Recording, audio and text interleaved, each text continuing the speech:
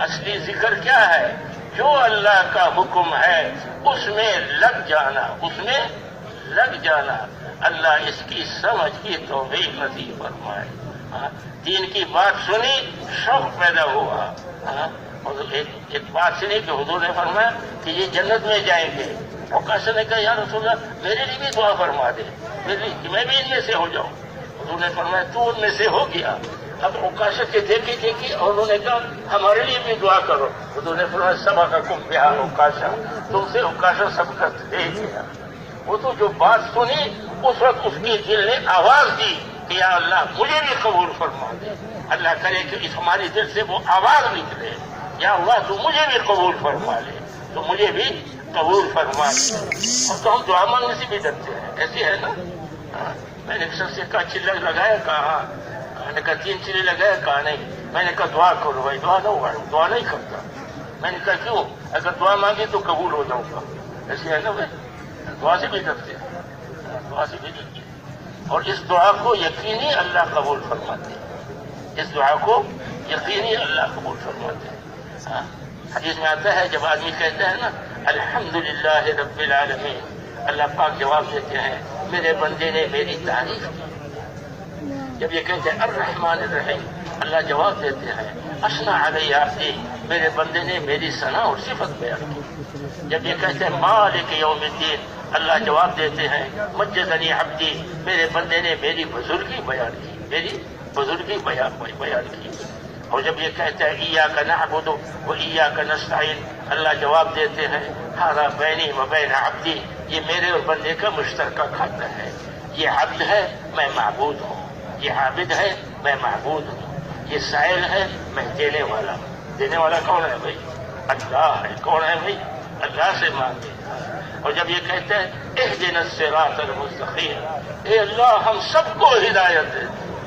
حالانکہ نماز اکیلے پڑھ رہا ہے، یہ کہتا کہ مجھے ہدایت ملے، کہ نہیں سب کو ہدایت دے، کیونکہ اگر سب کو ہدایت نہ ہو تو یہ بھی ہدایت پر نہیں رہ سکتا، ایسے ہے نا۔ اگر ماحول ہدایت کا نہ ہو تو اس کا ہدایت پر ٹھہرنا بھی خطرے میں ہے۔ اس واسطے بزرگ فرماتے ہیں ماحول بناؤ۔ کیا بناؤ؟ جب ماحول بنائیں گے ماحول سے بات میں سمجھ میں آئے گی۔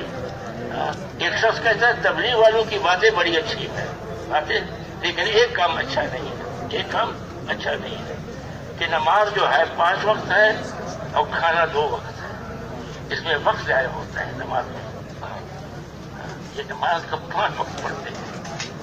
تو ساتھی نے یہ نہیں کہا کہ ماشاءاللہ تو کافر ہو گیا، کافر ہو گیا تو وہ تو کفر کے لیے پہلے سلام مار رہا ہے، تو کیا فائدہ ہے کافر۔ تو اس نے کہا ماشاءاللہ آپ تو کتنے بھلے آدمی ہیں، لوگ تو کہتے ہیں تبلیغ والوں کی باتیں بھی اچھی نہیں ہیں، تو بڑا بھلے مانس معلوم ہوتا ہے۔ اچھا آؤ بھائی باتیں تو سنو، نماز وہاں زبردستی نہیں پڑھاتے، نماز تو آپ خود ہی پڑھیں گے، کوئی زبردستی نہیں پڑھاتا۔ کہا واقعی ایسا تبلیغ نہیں ملنا چاہیے کہ نماز کی پابندی نہیں کرتا، صرف بات سنو۔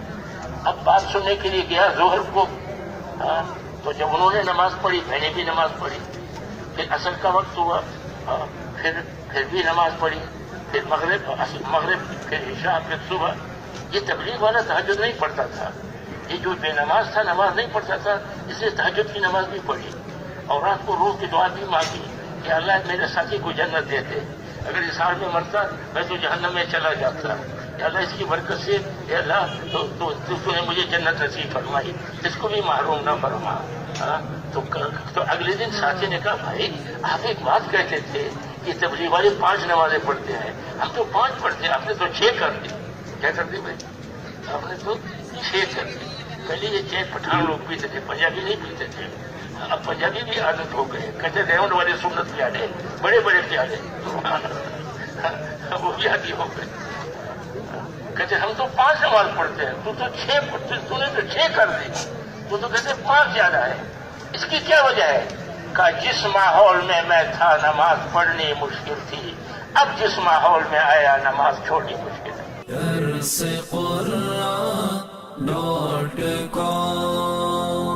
www.darsequran.com